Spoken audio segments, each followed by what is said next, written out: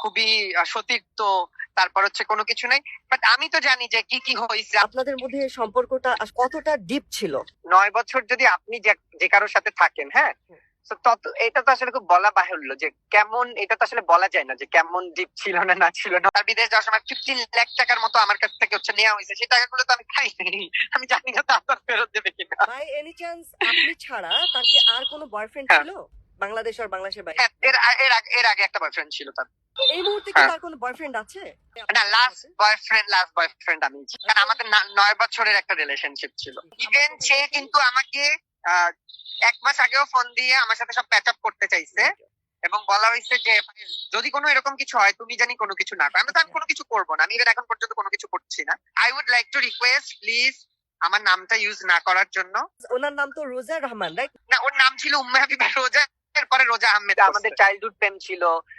So you know very well, childhood প্রেম থেকে শুরু করে ওর ক্যারিয়ারে আজকে এই জায়গাতে আসছে, সেখান থেকে শুরু করে ইউএসএ তে গেছে, সেখানেও আমার একটা কন্ট্রিবিউশন ছিল।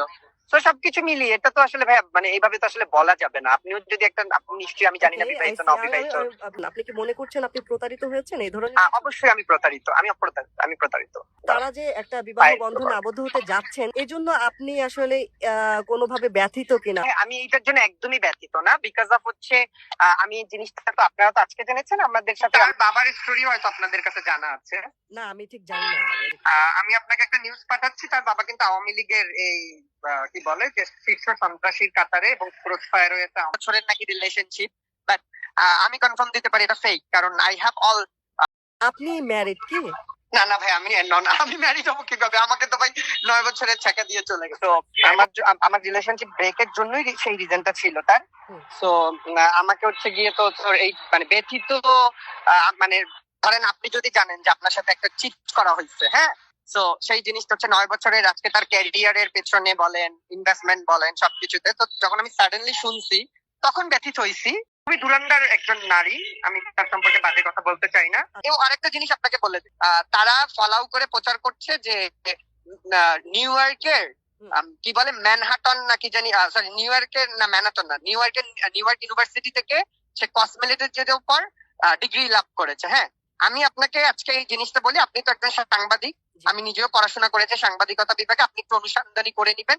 নিউ ইয়র্কে ইউনিভার্সিটি একটা আছে কিন্তু এই রিলেটেড কোনো সাবজেক্ট নাই, আর সে কিন্তু ইন্টার পাস মানে এইচএসসি পরীক্ষা দিছে।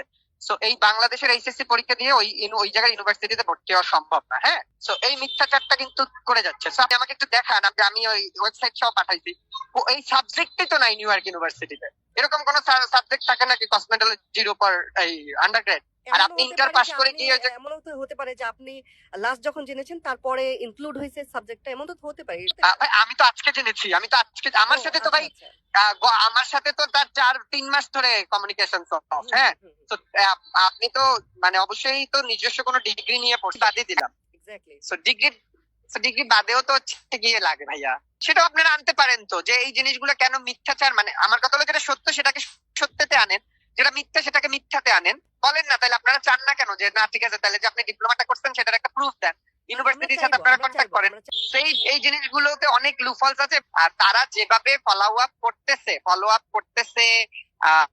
কি বলে যে খুবই ধুরন্ধর একজন নারী, আমি তার সম্পর্কে বাজে কথা বলতে চাই না। এবং আরেকটা জিনিস আপনাকে বলে দিই, তারা ফলাও করে প্রচার করছে যে নিউ ইয়র্কের কি বলে ম্যানহাটন না কি জানি, সরি নিউ ইয়র্কের না ম্যানহাটন না, নিউ ইয়র্ক ইউনিভার্সিটি থেকে সে কসমেটলজির উপর ডিগ্রি লাভ করেছে। হ্যাঁ, আমি আপনাকে আজকে এই জিনিসটা বলি, আপনি তো একজন সাংবাদিক, আমি নিজেও পড়াশোনা করেছি সাংবাদিকতা বিভাগে, আপনি একটু অনুসন্ধানী করে নিবেন।